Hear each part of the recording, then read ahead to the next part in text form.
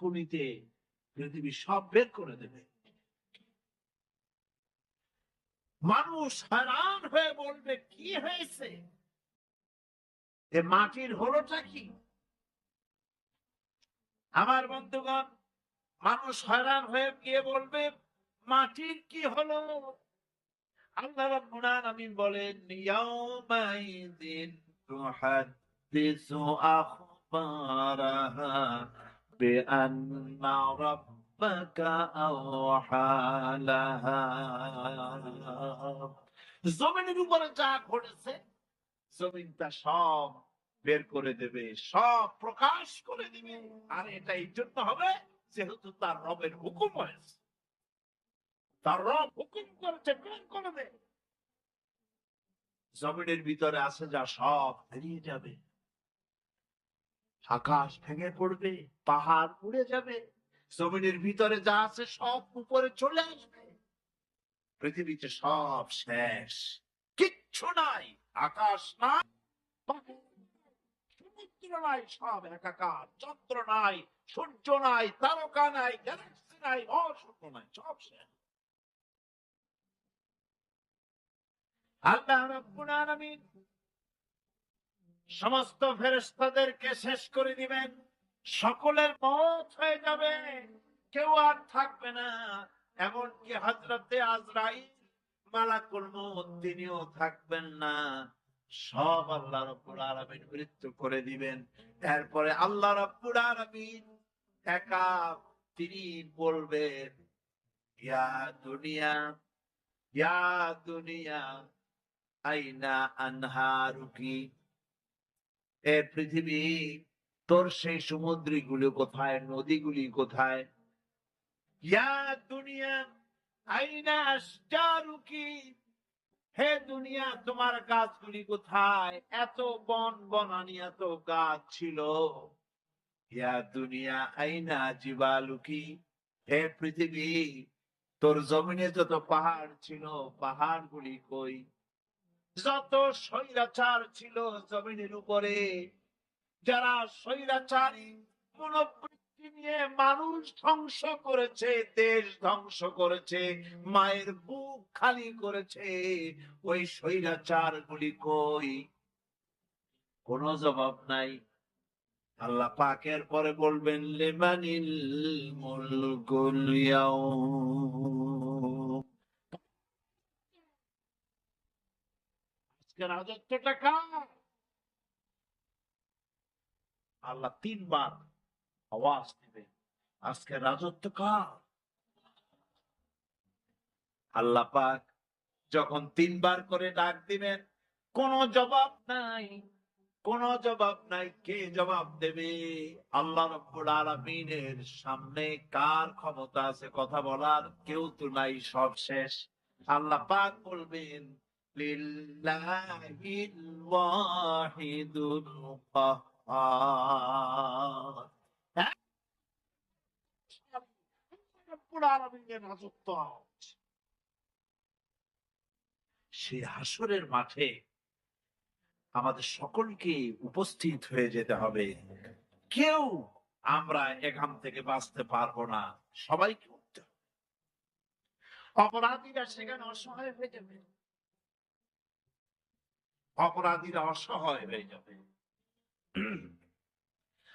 আল্লাহ পাক বলেন, فَإِذَا جَاءَتِ الصَّاخَّةُ يَوْمَ يَفِرُّ الْمَرْءُ مِنْ أَخِيهِ وَأُمِّهِ وَأَبِيهِ وَصَاحِبَتِهِ وَبَنِيهِ। অবশেষে যখন কান ফাটানো আওয়াজ আসবে,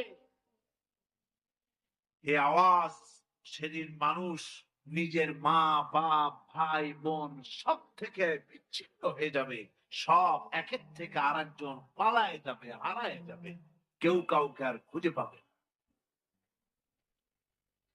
সেদিন ওই কিয়ামতের মাঠে বিভীষিকাময় দৃশ্য, মানুষ হয়রান হয়ে যাবে, মাথার এক হাত অথবা অর্ধ মাইল অথবা এক বিগত এতটুকুন উপরে ওই প্রকাণ্ড সূর্যটার তাপ আসবে, গুনাহগারের মাথার চান্দি ফেটে গিয়া মগজগুলি গলে গলে নাক কান দিয়ে বের পড়তে লাগবে, জিহ্বাটা কুকুরের মতো ঝুলে নাভি স্থল পর্যন্ত পড়ে যাবে, মাটিটা সূর্যের উত্তাপে তামাক গরম হয়ে যাবে, সারা হাসর জুড়ে আওয়াজ হবে পানি পানি পানি। মানুষেরা হয়রান হয়ে যাবে সে হাসরের ময়দানে। এই চরম কষ্টের ভিতরে আল্লাহ রাব্বুল আলামিন বলেন সেদিন দুটো ভাগ হয়ে যাবে, একদল মানুষের চেহারা আলোয় ঝলমল হয়ে যাবে, আর একদল মানুষের চেহারা গুলি কালো হয়ে যাবে। উজুহু ইয়াওমাইযিন মুসফিরাতুন দাহিকাতুন মুস্তাবশিরা ওয়া উজুহু ইয়াওমাইযিন আলাইহা গাবারা। আল্লাহ পাক বলেন এক শ্রেণীর মানুষের চেহারা হাস্যোজ্জ্বল ঝলমলে হয়ে যাবে, আর এক শ্রেণীর মানুষের চেহারা গুলি কালো হয়ে যাবে। তারহাকুহা কাতারা উলাইকা হুমুল কাফারাতুল ফাজারা। হাস্যোজ্জ্বল, স্বচ্ছন্দপূর্ণ, সুন্দর, উজ্জ্বল ঝলমলে চেহারা হবে ঈমান আনার কারণে, পরকালকে বিশ্বাস করার কারণে, আল্লাহ এবং রাসূলের কথা অনুযায়ী জীবন যাপনের কারণে চেহারাটা উজ্জ্বল হয়ে যাবে। আর আল্লাহর নাফরমানি, রাসূলের নাফরমানি, পরকালকে অস্বীকার করার কারণে কাফের গুলির চেহারা, মুনাফিক গুলির চেহারা কালো হয়ে যাবে, তাদেরকে আলাদা করে দেওয়া হবে।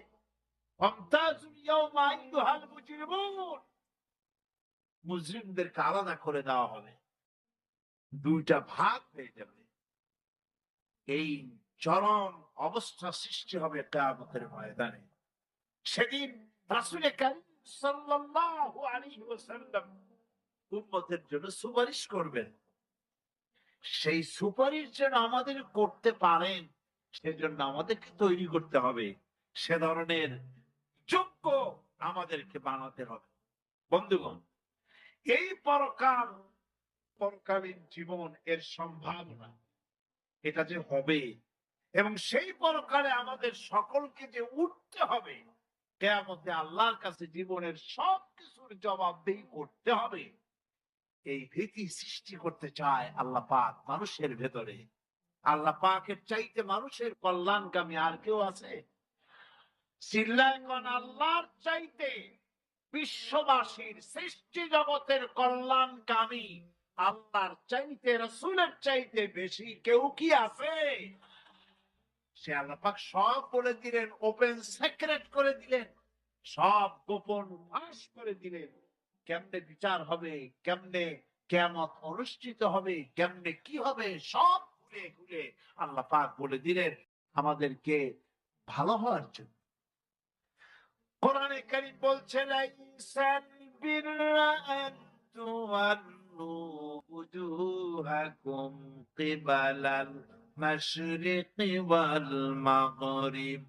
পূর্ব পশ্চিমে মাথা ঘুরানো, সার মতো করা, মাথা ঘুরানো, মুখ ঘুরানো, এটাই কিন্তু সৎ কাজ এবং পূর্ণবান হওয়ার, সৎ কাজ করা, নেককার হওয়ার জন্য যথেষ্ট নয়, বরং ওয়ালাকিন্নাল বিররা মান আমানা বিল্লাহি ওয়াল ইয়াউমিল আখির। প্রকৃতপক্ষে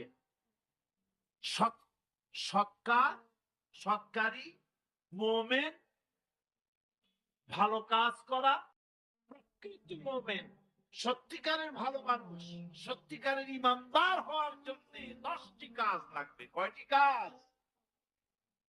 10টি কাজ লাগবে। সেই 10টি কাজের একটি কাজ গত বছর আপনাদের খেদমতে আরজ করা হয়েছে, দুটি বলা হয়েছে। বা কাজ করলাম আর একটা হয়ে গেল 3টা বাকি।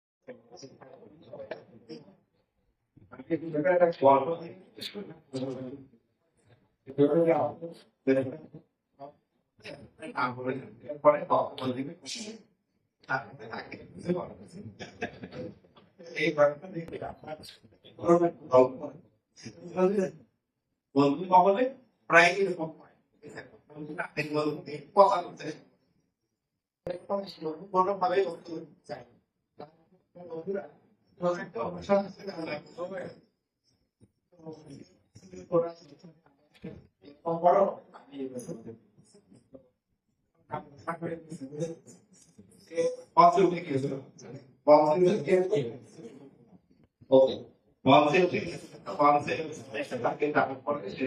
বলতে যে আপনাদের ধন্যবাদ আমাকে বলার সুযোগ দিয়েছে।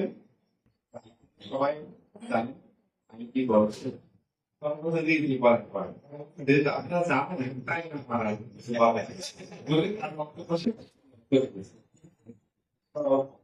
এরপরে বন্ধুরা আবার চলে আসবে নাকি অনেক মানুষের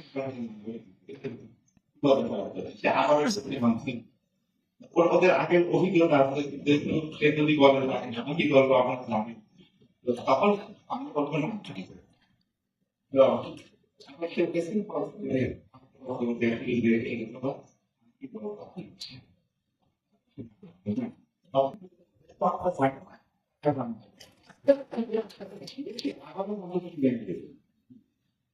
বন্ধুরা এখন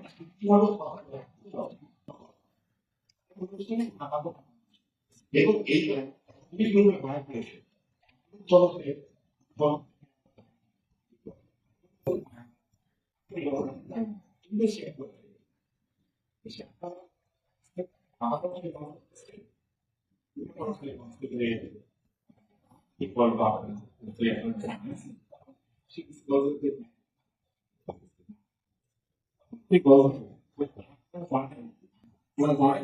যারা জানেন না তারা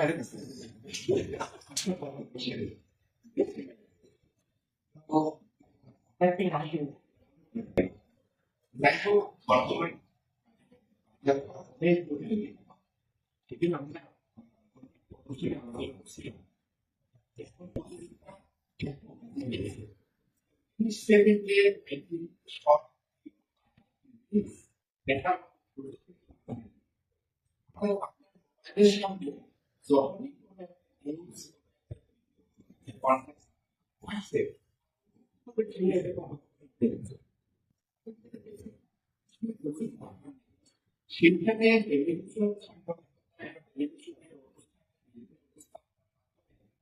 সেখানে ধরে রাখা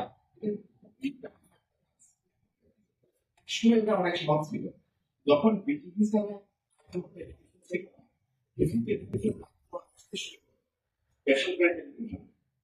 তখন কিন্তু কি মুগ্ধ হয়ে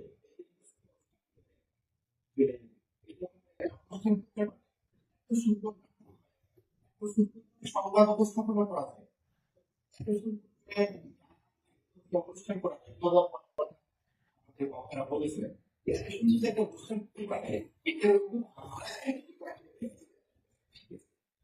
বর্তমানে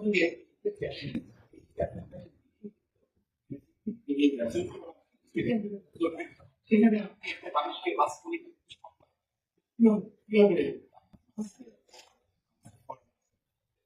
অনলাইন আরেকটি যে আছে মাঝে মাঝে তাদের সংবাদ বেশ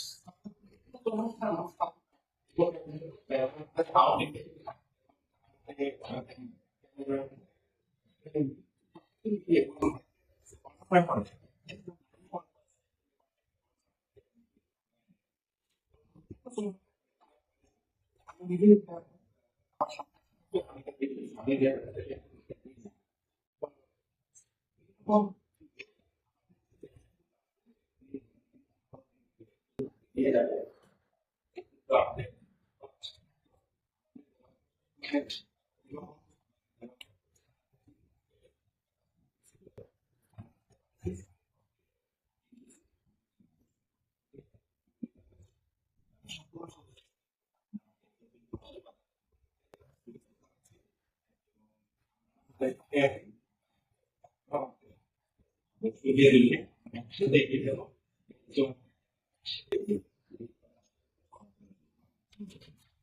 মাথা ভাঙার গতি পরিবর্তন ঘটে। পরে 1881 সালে মাথা ভাঙা হঠাৎ নামলে হয়ে ওঠে। এতে পরিষ্কার এতটা অঞ্চলের নদীর নাব্যতা পদ্মা প্রবাহের উপর নির্ভরশীল হয়ে পড়ে। 1862 সালে রেলপথ চালু হওয়ার আগে মাথাভাঙা নদী পথে কলকাতার সঙ্গে এই অঞ্চলের যোগাযোগ ছিল। কুষ্টিয়া, যশোর, ফরিদপুর এবং পাবনা অঞ্চলের সব মিল কররা এই পথে বাণিজ্য করত। রেলপথ স্থাপনে নদীর গতিপথ পরিবর্তন, সেতু ভরা প্রভৃতি কারণে ব্রিটিশ আমলে মাথাভাঙা নাব্যতা হারিয়েছে। বর্তমানে মাথাভাঙা একটি বড় খালের আকারে তার অস্তিত্ব জানান দিচ্ছে। অথচ 1971 সালে দর্শনা পয়েন্টে মাথাভাঙা পানি প্রবাহের সর্বোচ্চ রেকর্ড ছিল 12,900 কিউসেক পানি। সমস্যা, গঙ্গা অববাহিকার অন্যতম প্রধান নদী মাথাভাঙা 47 দেশভাগের ফলে অন্যান্য অভিন্ন নদীর মতো মাথাভাঙা রাজনৈতিক প্রতিহিংসার শিকার হয়ে আজ মৃতপ্রায়। গঙ্গা নদীর উৎপত্তি স্থলে ব্যাপক বৃক্ষরোধনের কারণে প্রচুর ভূমিধস হচ্ছে।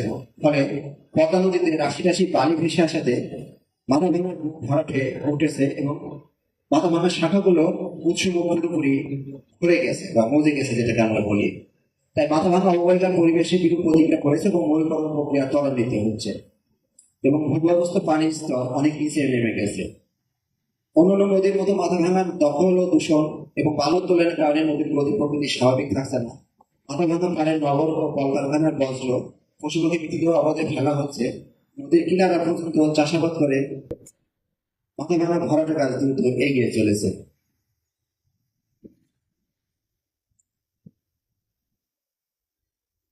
নদীর তীরে বা বুকে ডালপালা দিয়ে মাছের আশ্রয় তৈরি করা বা স্থানীয় ভাষায় কোমর স্থাপন করে পানির ক্ষীণ প্রবাহের মুখে বাধা দিয়ে নদীর বুকে চর বা দ্বীপ সৃষ্টি করা হচ্ছে। এছাড়া নদীর দুই পাড়ের কারেন্ট জাল ফেলে ছোট ছোট মাছ ধরতে গিয়ে মাছের ডিম ও পোনা ধ্বংস করা হচ্ছে। আমরা কিছু সুপারিশ আমরা তৈরি করেছি। মাথাভাঙা নদী বাংলাদেশ ভারতের আন্তঃসীমান্ত নদী, তাই দুই দেশের জনগণকে সচেতন করে নদীতে প্রাণ ফিরিয়ে আনা আমাদের অন্যতম একটি উদ্যোগ বলে মনে করি। মাথাভাঙা নদীকে সাম্প্রদায়িক রাজনীতির গ্রাস থেকে মুক্ত করতে হবে। নদীর উপর যত্রতত্র ব্রিজ নির্মাণ বন্ধ করতে হবে। প্রয়োজনীয় স্থানে নদীর সীমানা ছেড়ে ব্রিজ নির্মাণ করা দরকার বলে আমরা মনে করি। অবিলম্বে মাথাভাঙা ও তার শাখা নদীগুলো সীমানা জরিপ করে নদীর জায়গা নদীকে ফিরিয়ে দেওয়া দরকার। কুমার, নবগঙ্গা, চিত্রা, ভৈরব বা দখলকারী সরকারি স্থাপনা, সরকারি বেসরকারি স্থাপনা অবিলম্বে অপসারণ ও ধ্বংস করা। মাথাভাঙা ও তার শাখা পোষক নদীগুলো দখল দূষণ করা এবং বালি উত্তোলন বন্ধ করা। নদীতে মাছ ধরার পক্ষে কারেন্ট জাল, পোকা, কোমর বাঁধ নির্মাণ করা বন্ধ করা। মাথাভাঙার শাখা পোষক নদ নদী খনন করে নাব্যতা ফিরিয়ে আনা। অপরিকল্পিত নামমাত্র খনন করে খনন না করে পরিকল্পিত ও সমন্বিত ভাবে নদী, খাল, বিল, বাওর পুনঃখনন করা এবং নদীর অববাহিকার মানুষকে সম্পৃক্ত করে সরাসরি তাদের জীবনমানের উন্নয়নে দীর্ঘমেয়াদী পরিকল্পনা করা। সম্মানিত উপস্থিতি, আমরা বিশ্বাস করি আপনাদের এই সুন্দর উপস্থিতি আমাদের সামনে এগিয়ে চলার ক্ষেত্রে এবং পারস্পরিক সহযোগিতার ক্ষেত্রে আমাদের সুসংহত সুদৃঢ় সহযোগিতা সবসময় অব্যাহত থাকবে। আজকে অনুষ্ঠানে আমাদের আমন্ত্রণ রক্ষা করে আপনারা এসেছেন, এজন্য সঙ্গে ধন্যবাদ।